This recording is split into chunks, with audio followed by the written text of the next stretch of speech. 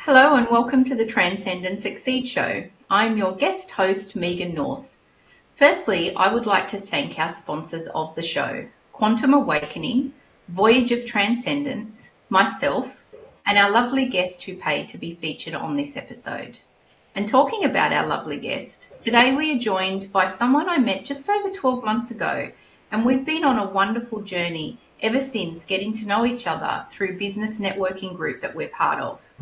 Therese Ravell is an innovative human resource strategist with more than 30 years experience. She is passionate about people, performance, and achieving business outcomes. Well, income as well, yes, but outcome as well. Therese founded Impact HR 15 years ago to balance career and personal goals. In the early days of running Impact HR, she had 2 children under 3 and a new business. Passion for being a mum and supporting her clients in equal measure was her goal. Through her leadership, Impact HR is now proud to offer the same opportunities to other talented professionals. Therese leverages her experience from working in diverse industries and business at different stages, from startups to multinationals. Working closely with executives and business owners, her solutions are aligned to company strategy and tailored to achieve tangible, sustainable results for both the organisation and its people. She knows that life doesn't always go to plan, having gone through cancer treatments while running Impact HR. Yet optimism and a love of learning continue to be strengths that facilitate success.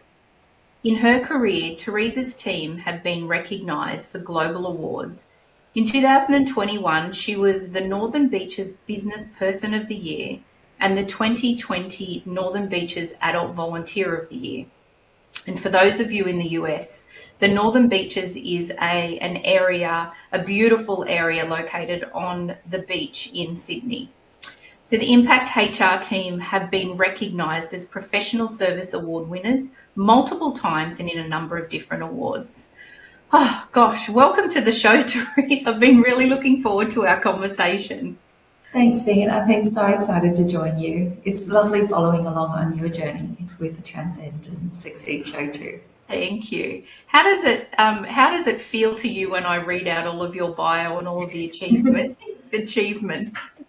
It's always weird, right? Because as a human, we tend to spend a lot of time looking to the future and taking those moments, those really solid moments, to stop, look back, remember where we were, how we've gotten here, and to celebrate such an amazing moment. And thank you for sharing it with me, rather than it being something that I needed to do for myself this time. You're welcome. You're so welcome. It is nice to reflect. I think sometimes when we get into that moment of people say, we reflect on things, I think the reflection on where we were a year ago, 2 years ago, even 10 years ago, I think is really important. And for you with Impact HR, I think it's lovely that you have had time to reflect back on where it all started and why you did what you were doing. Yeah, we're a society now that is driven by busyness. So, part of my background is I spent time in Japan, and I remember being really surprised by a Japanese textbook that said there's an expression that everyone who speaks English uses. How are you? I'm fine, thank you, is the response. Call and answer. Don't ask any questions. It's not true. It's just what they say. But recently, that's changed. And if you say to somebody, how are you? The response is no longer, I'm fine, thank you. I'm busy, is the response. So have a look and see whether you see that in your communities.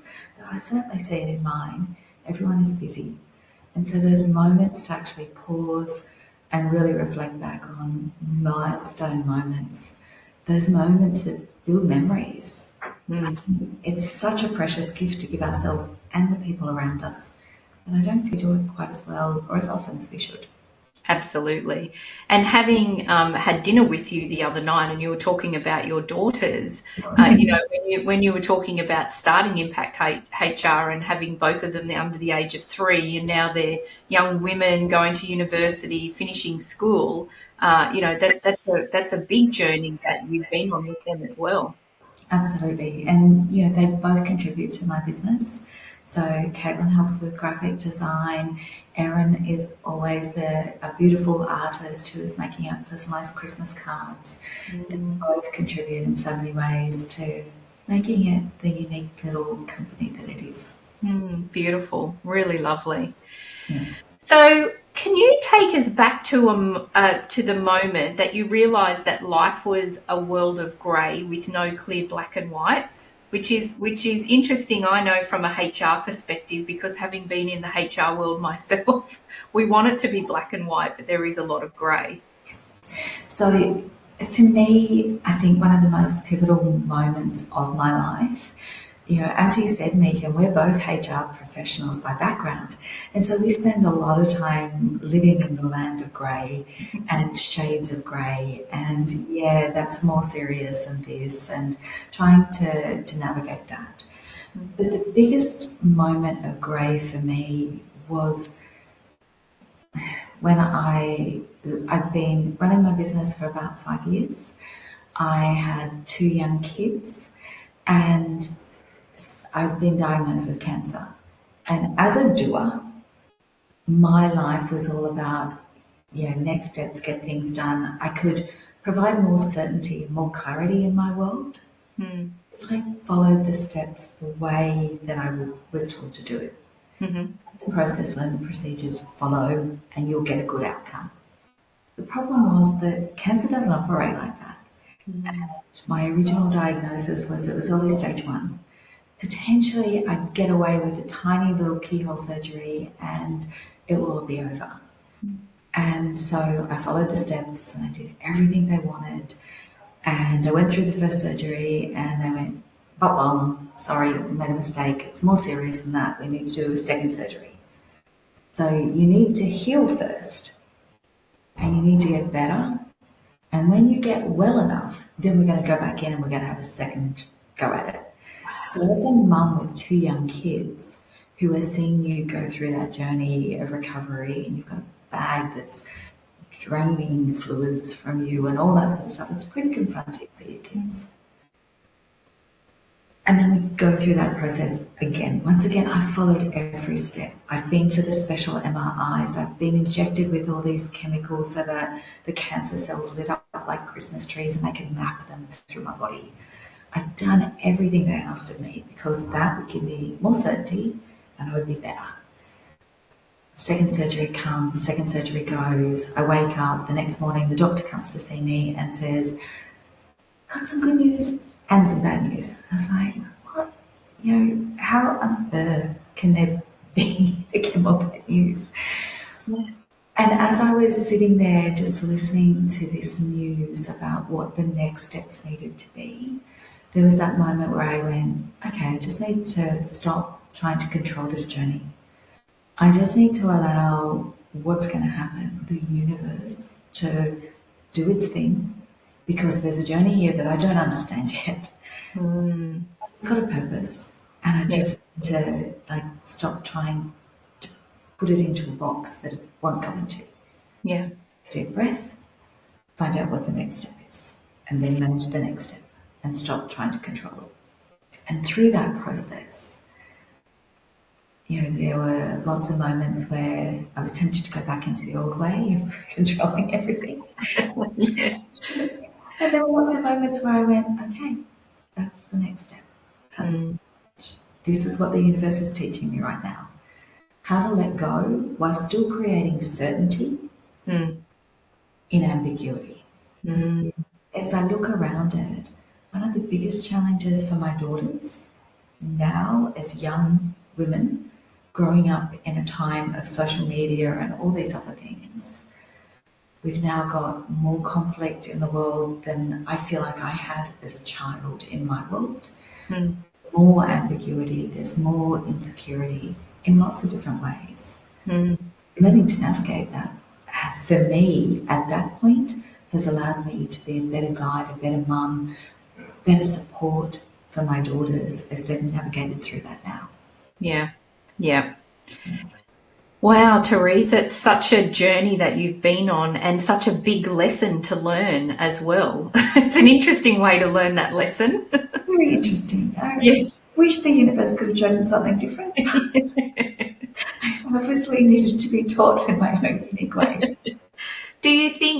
When you reflect back on those times and I guess the wisdom that you have gained through that process, do you think that there was some little nudges through the time before that actually you were ignoring perhaps, and then, that this was a bigger way for you to get this wisdom that you needed? I mean, there's always that sort of stuff, isn't there?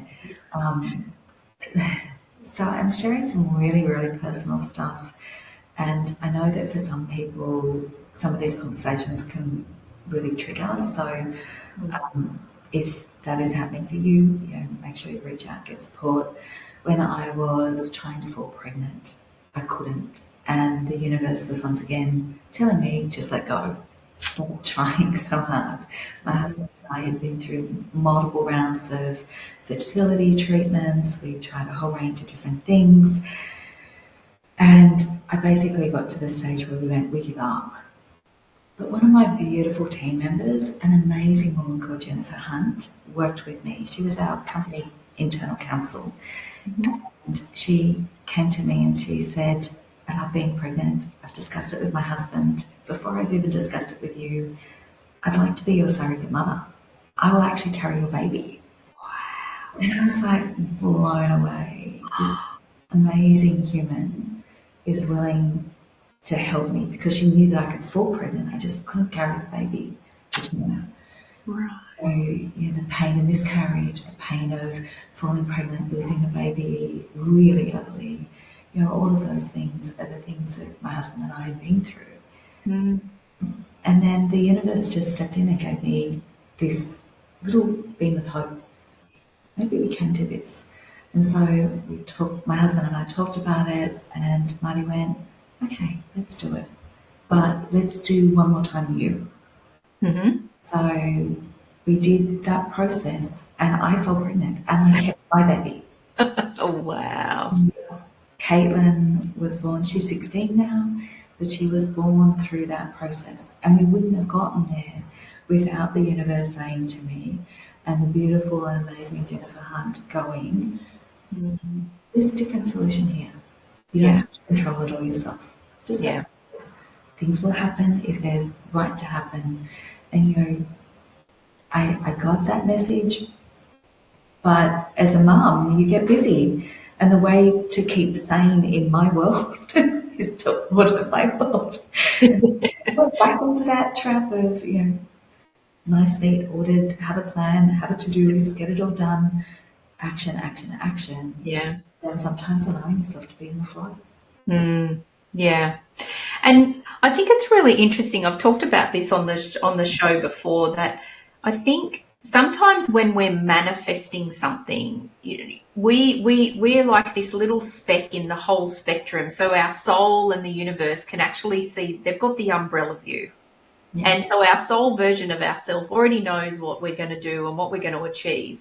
And this one moment in time is this tiny little mark. But for us living here in the 3D world, as we say, it feels really big for us. And I think sometimes when we're manifesting, I think it's about that letting go of, this is what the outcome is that I would like, but however it comes to me, I'm happy, I'm ready to release that. Because I think when we're so focused on this one way, the universe and our soul is saying, well, no, it's going to happen, but it's actually not going to happen that way. You need to have a bit of flexibility and lose the rigidity. Yeah. Then when that happens, then it allows other opportunities to come in. Absolutely. Yeah. And I spent my childhood with it being different. I grew up in a small country town. If I wanted things, I had to work really hard to achieve them because, growing up in a small country town, there's so many amazing things about that tight community, that sense of support, the ability to know and feel really confident and safe in so many ways.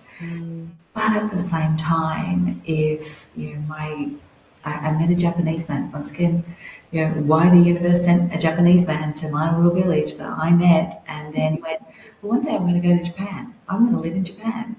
And, that seed that was planted and took me on this journey that has been such a significant part of my life just happened. But then I controlled the steps to get there. Right. And so I've been taught fairly early on, if I wanted something, I needed to work for it. Yeah. I needed to put in place a plan, and it takes small steps, and I constantly get there. I'm not going to lie to you, I still plan my entire life. As many people know, I have a 12-month plan that is already done for 2025. I just have bigger windows of space for things to slide in that I haven't got there before. So I'm just better now at dealing with the plan was this. It's no longer going to be that. It will need to adjust because this has fallen in and that's happened and this is shifted aside. And so that is really important to me. Yeah. And so I know that you mentioned that you grew up in a small town, and so I would imagine that would have been a very courageous step for you to say that you were going to go to Japan. So where do you think that you got your courage from? Is that something that has come from maybe a parent or a relative? Like, where do you think that inner courage came from? So I have an incredibly powerful line of women who stand before me. And there would be judgments about some of the decisions that were made at the time that they were made, but they were the right decisions. And, I look at them with an incredible amount of pride.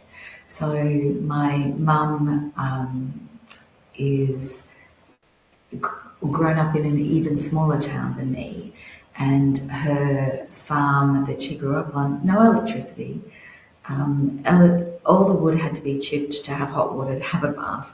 I mean, we are talking about a very different life to the life that people had in the city.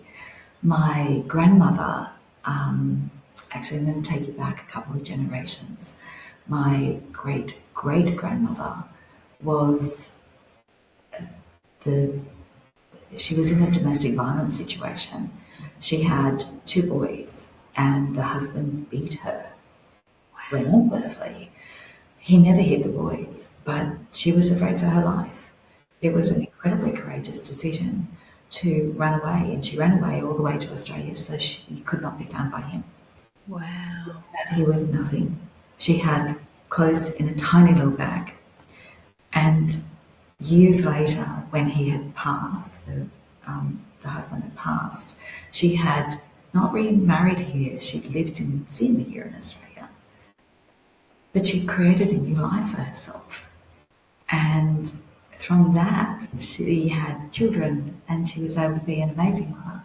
When the husband passed, she was able to go back and reconnect with her 2 sons. And they were able to remember what had happened. And they forgave her, regardless of all the things that had been said. I mean, that takes true courage. 1, to survive, but 2, to go back and face what could be significantly painful feedback from your loved children. Yeah. That's true courage. And then if you look at all of the steps, because the family that was born here in Australia were not born in wedlock. There was a lot of discrimination against them. Wow. Not her fault, not their fault. They were innocent. But once again, that courage to stand strong, to stand tall, and say, this is who I am, and I am a good human, to move forward. So as I look at all of those moments that I'm aware of, just in that one small train of my family, and there are many, many others that I could explore, and that's incredibly powerful. Yeah. And it teaches me that every human is faced with things every day that are challenging. And we make the best decisions that we can at the time, and then we take the next step. Yeah. And that's, I guess, for me, why would I want to go to Japan? Well, because I could. And how will I know I'm going to be able to do it? Well, other people do it. I'm going to be okay. And I've got this amazing heritage just to give me that extra boot anytime I feel a little bit of doubt about myself. You've just got to trust and you've got to move forward. I love that. That's beautiful. And my gosh, that your great grandmother, I couldn't imagine any more, having any more courage than that.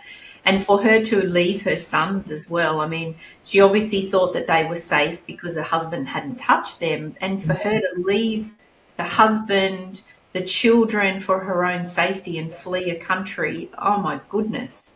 Yeah. Wow.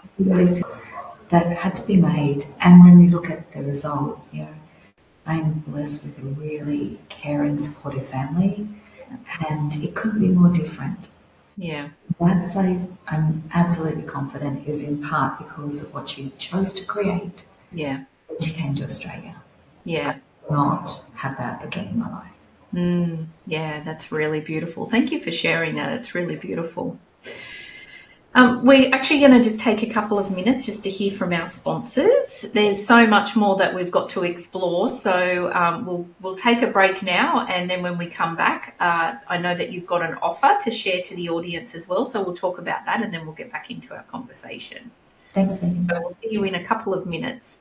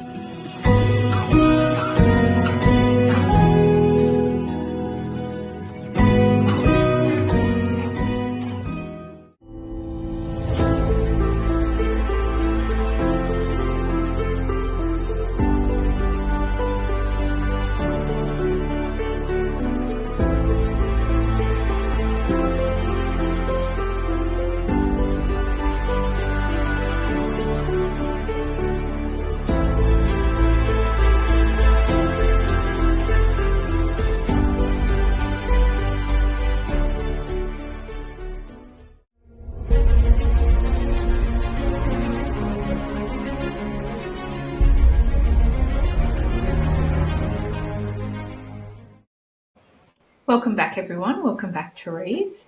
We were talking about lots of things, courage. We're talking about the grey in life, ambiguity that we deal with as well. And there's lots more to explore. But Therese, I believe that you've got an offer for the audience today. Absolutely. We've been talking about courage, and we've been talking about leading ourselves. But one of the most important things for me as a HR professional is making sure that people who are leading teams or leading their families have the support around them to do that really well. And at Impact HR, we put together a unique program. It's 21 snippets, so 1 hour sessions to take you through a development platform for how you can be a better leader and get the results that you want in your life. And just for the people at the Transcendence S6Ep show, we've put together an early bird offer of 20%. So if you would like to take advantage of that, please scan the QR code and hopefully you can join us. Beautiful. Thank you. And thank you for that generous offer. That's wonderful. So the QR code is there on the screen for everybody, and I'll flash it up again a little bit later as well. So when you have been going through all of these things, is intuition something that's really important to you? Was there a moment during your transformation when everything clicked, where your intuition guided you and that you realized that you were exactly where you were meant to be? It's really hard to say that because nobody wants to believe that going through a cancer treatment or going through some other, traumatic event is a necessary part of their journey. And when we first receive that information, we often go, this is not fair, we rebel against it, we try to change it by just, we talk about the 7 stages of acceptance. But the fact of the matter is that there are so many of us who've been through something like that, where we get to a point and we go, absolutely, this has not defined me. This is a part of me, but I choose not to use certain terms. So I have heard lots of people talk about being a victim of cancer. I'm not a victim of cancer. It's happened to me. I have survived it. I am a survivor of cancer. I have survived and thrived through the process. Didn't happen overnight. It still has, I still deal with neuropathy every day. But, it has given me new ways of looking at the world. It's given me a new sense of gratitude for every day that I have. It made me fight so hard because there were times when it would have been easy just to go, I'm done. Yeah. But I had 2 amazing children who at that stage were 6 and 4. I fought really hard for them, and that taught me so much about myself, about my courage, my strength, and the power of the community around me to get me to the next stage. Yeah. So where that intuition to say, just hang on, it's going to be okay, move forward, 1 step at a time. And, those moments where you do go, this is not something that I can fight against or I choose to fight against. I'm going to just let it happen. I need to follow what's going on, just part of it, not trying to control it. Yeah. And I would imagine that having gone through what you did with your body as well, is that your intuition, I suspect, is very strong when it comes to your health now. I suspect that if you would know very quickly if something didn't feel right or if you were feeling a bit off, but off in a different way. It's funny that you say that because I knew that there was something wrong before I got my diagnosis. I've been feeling really tired. I was coughing all the time. And interestingly enough, because of the cough that had lingered for about 6 months, I'd been through all these tests for lung cancer because I thought maybe I had lung cancer. Right. To do all that, no, you're clear, everything's good, don't worry. We don't know what's causing it, but I knew there was something wrong. When I found a tiny lump in under my armpit, one of my lymph nodes was swollen. I was like, told you there's something wrong. Just give me antibiotics and let me get on with my life. Yeah. Wow, doctor. Because that was not what the doctor said. The doctor had a very different take on that's not what this should feel like. And very quickly we moved on. But it took me a while to actually allow myself to understand that that was the diagnosis. So once again, going to the doctor. I've got a small lump. Give me my antibiotics. Fix me. I'm out of here. I'm on with my life kind of mentality. Control, control, control. Mm. The way it was going to work in my head.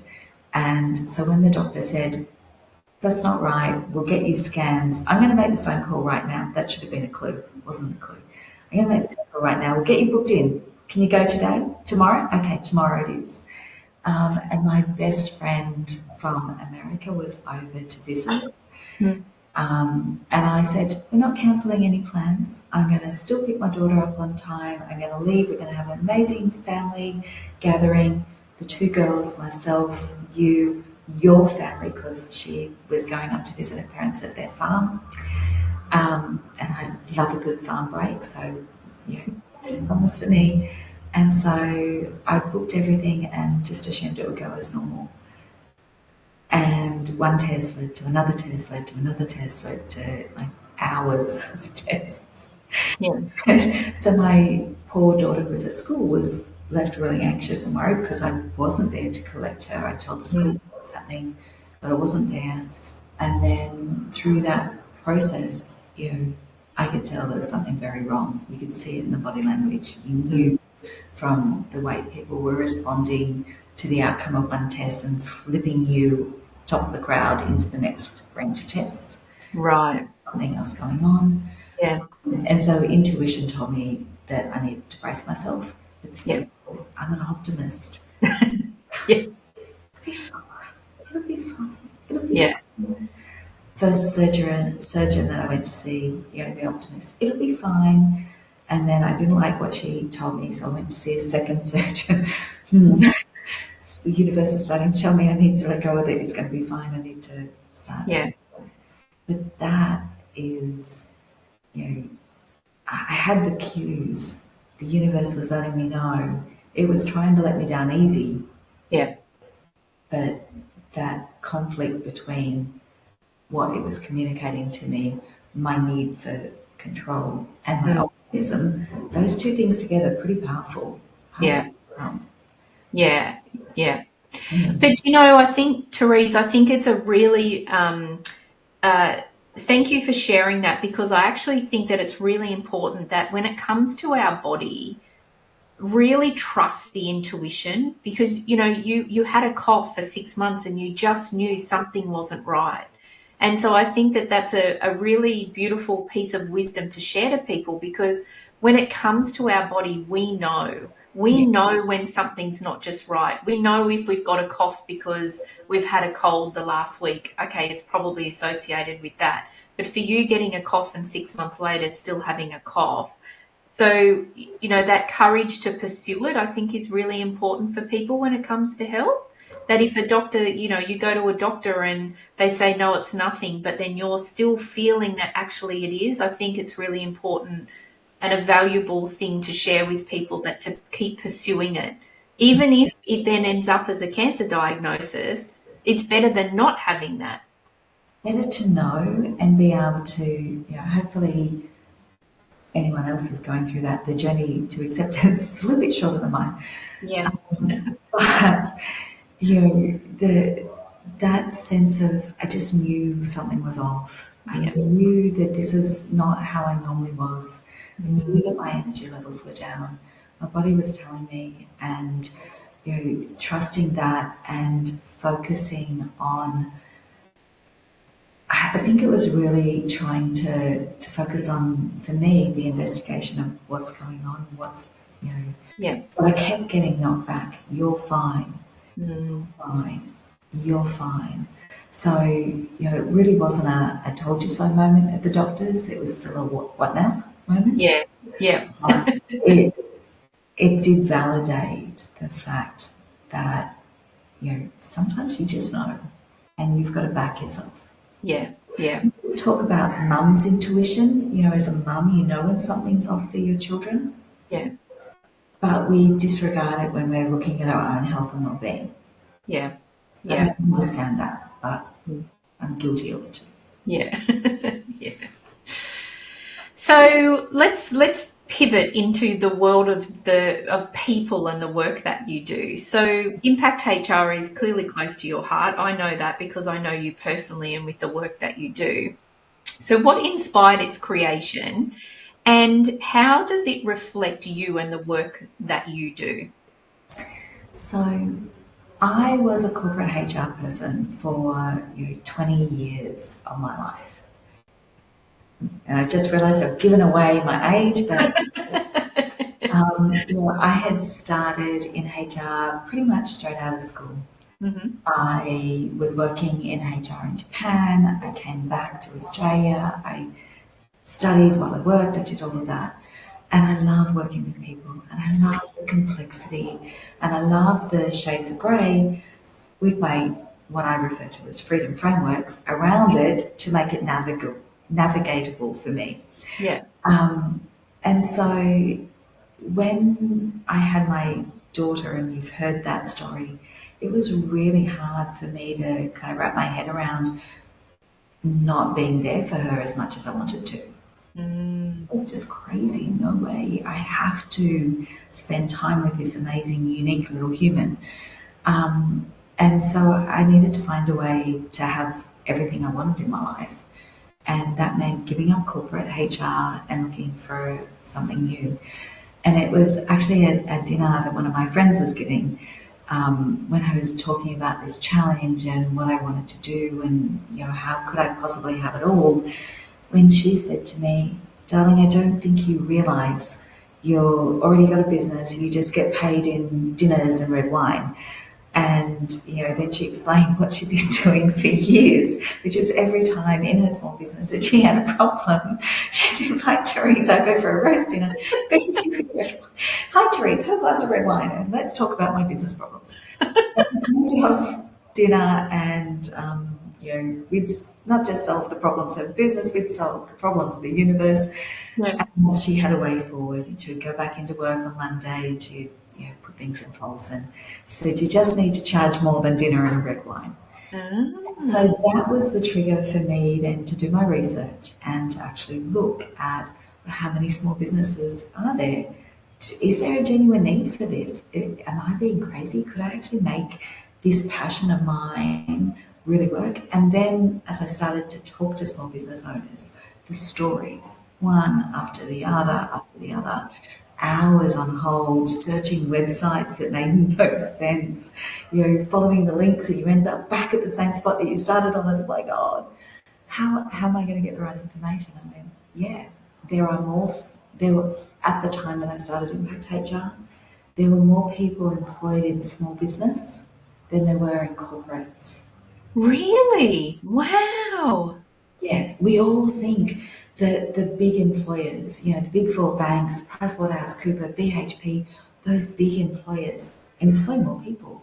But if you actually look around you, most of us work with small business. The mums who are working, at the real estate agent, the dads who run their own business, the mums who are busy doing, teaching kids and running things. All of us who make up our community, so many of us are small business owners, and so many of us employ other people to do the parts of the work that we're not good at.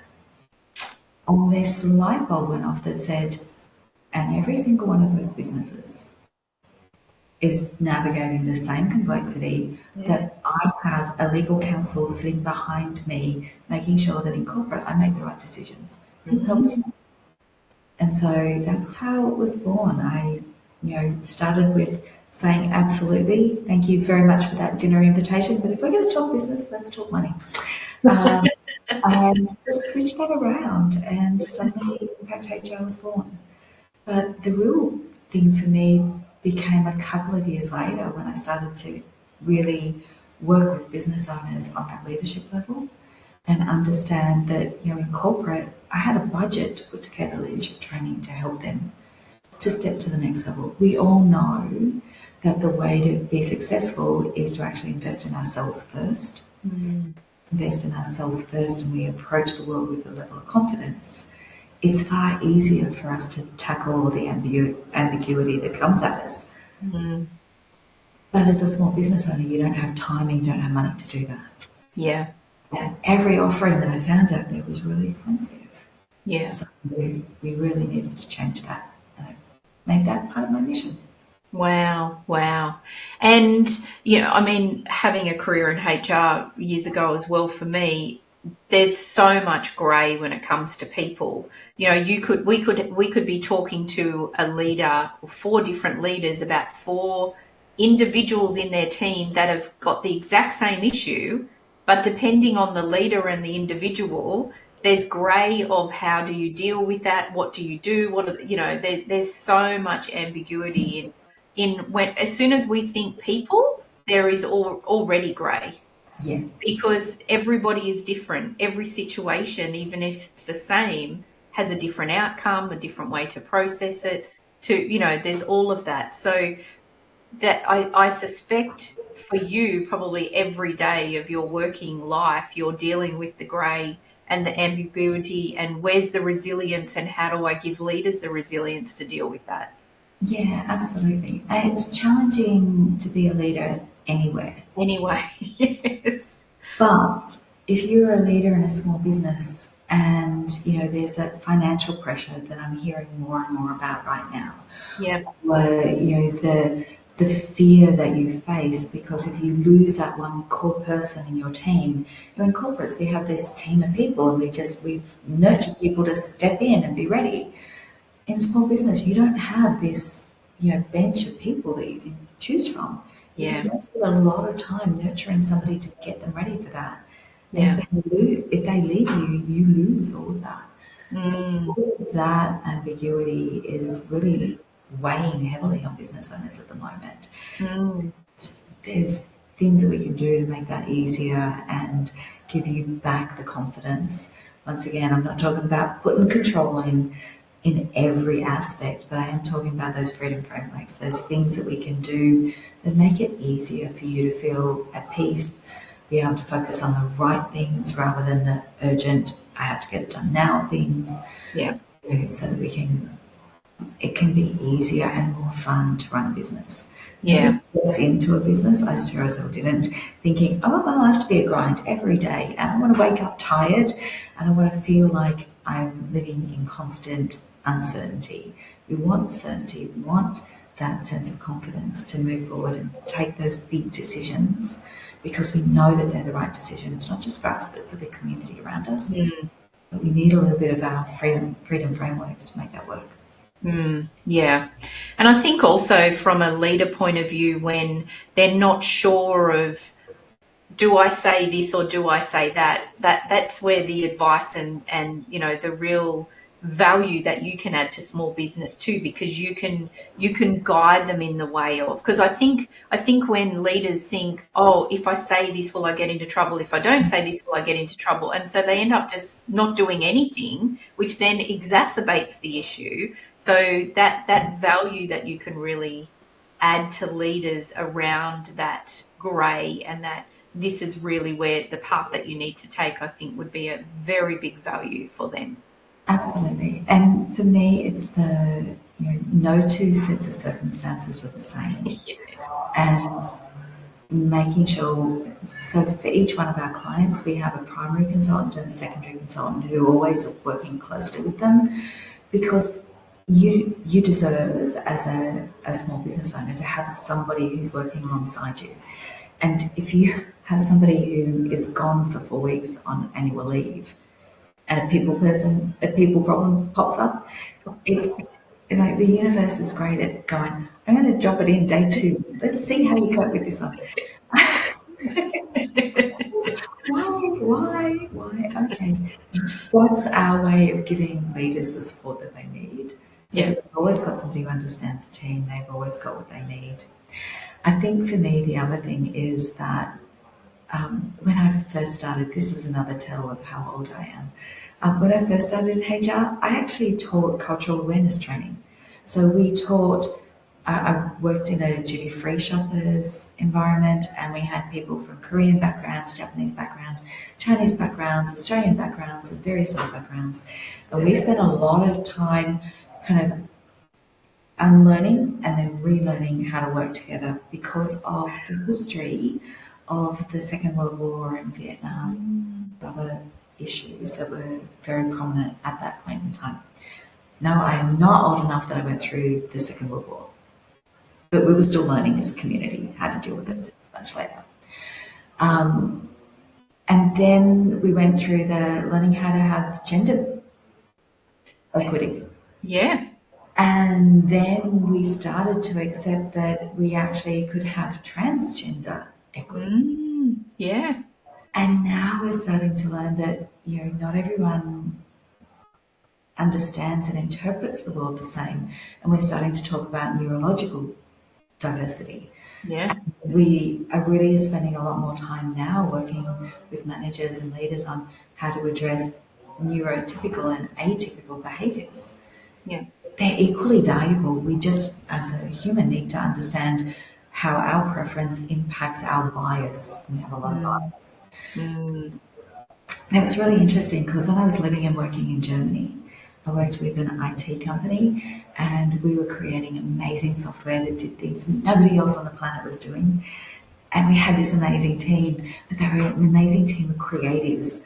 And it was all about what barrier can we break next. And I actually needed people behind the scenes who were just amazing in the detail. And I actually went to the universities and said to professors, I need people who don't get distracted by shiny things. I need people who are laser focused on just like, there's a problem here and I can't give it up until I get it fixed. And so we hired a team of people who, you know, unbeknownst to me at the time, they were just the people I was looking for. But, you know, I now look at them all and I go, oh my God, my beautiful team of atypical people who, you know, who looked and were laser focused on finding all the bugs in our software. Wow. Because of them, we were so successful that the second largest software company in the world took our company to America, and we grew from 19 people up to about 180 in under 18 months. I mean, that's the genius of these people. We could not have done that without them. Yeah. Yeah. Wow. Amazing. That's amazing. And so we've talked about leadership. So I know that you teach leadership and feedback amongst other things. So could you share one simple practice or technique that the audience can use? I think probably leadership and feedback. I mean, yeah, I suspect that there's probably lots of examples that you could use, but one technique that if someone's sitting here thinking, I've got to give some feedback to someone, particularly, you know, in the new year, we're in the new year now, so people are coming back fresh. What would be one simple technique that you could share with the audience? One of my all-time favourites is just to switch your mindset. We often dread it. You know, if I say, go and give feedback, you know, people will run a mile, they'll go, you know, bury their head in the sand. It's like anything they can do not to give the feedback. Yeah. What can get you just to think that feedback is a gift? And just like when we're selecting a gift for a person that we care about, we take our time. We select the right pieces of feedback and then we present it well. We don't throw it at them in a paper bag. We bundle it. We take our time to present it. If you can think of feedback as a gift, we give feedback because we care. Think about it if you're a shopper and you have a good experience or you have a bad experience. If you never intend to go back there, do you give feedback? You don't waste your time. You just leave. You just walk out. But if you care about this store and you've had 99% of the time a good experience and you've had one thing that didn't work, you take the time to give the feedback to say, hey, if you did it this way, I'd feel better. I want you to take that into your families. I want you to take that into your friends, and I want you to take it into your workplaces and just realize that feedback is a gift. Switch your mindset. I'm sharing this because I care. And because I care, I'm prepared to be vulnerable. I'm prepared that you might be uncomfortable with me for a little while because I care more deeply about you and your well-being than I care about me feeling icky for just a few minutes while we work it through. Yeah. Because feedback and giving feedback, when we practice it and we get really good at giving it, it's just a normal part of everyday conversation. Yeah. My team say all the time, "You never give me feedback." It's like, are you kidding me? I give you feedback all the time. I give you feedback day in, day out, but because I give so much of it in such a balanced way, it's just part of our normal conversation. Right. So Yeah. when I hear that from them, I go, "Okay, I'm going to get you to stop. I want you just to take a moment. I want you to reflect on 3 things that you've done differently since you had a conversation with me."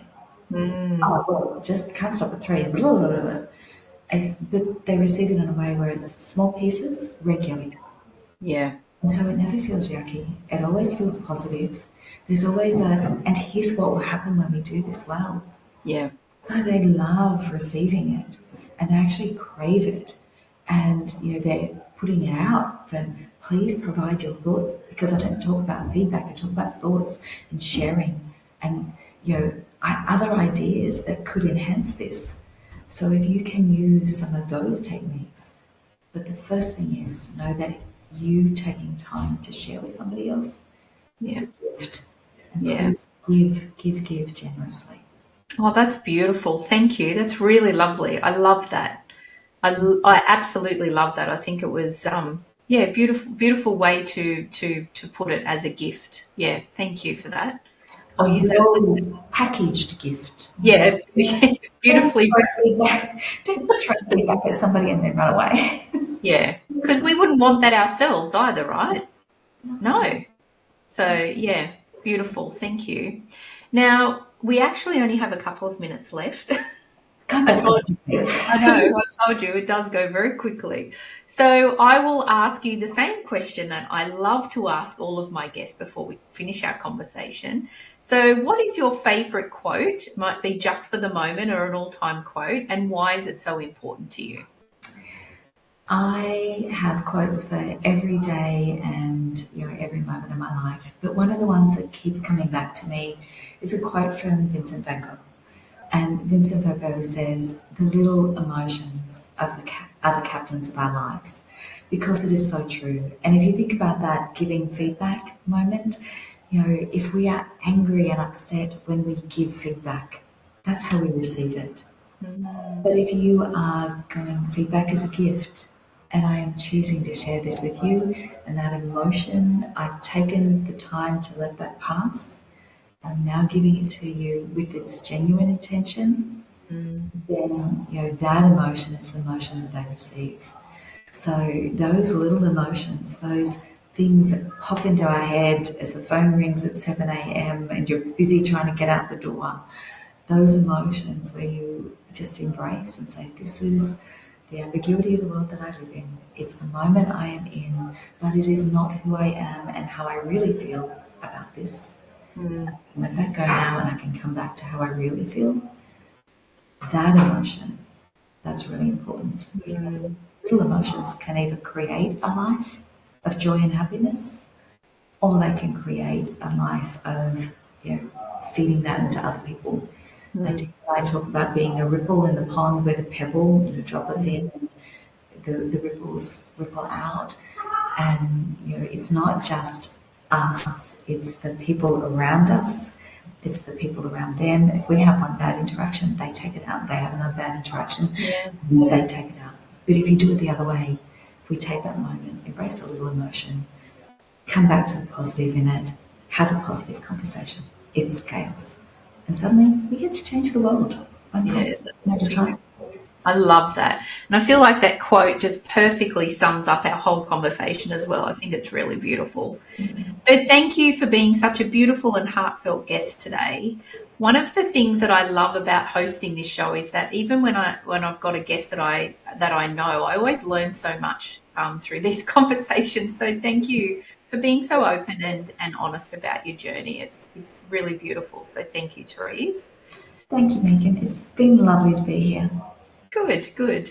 And I'd also like to thank all of our amazing and dedicated audience, supporters, and our sponsors. I hope that you all have an amazing and beautiful weekend, and I look forward to seeing you all next week. Thank you, everyone. Thanks, Therese. Thanks, Megan. Bye.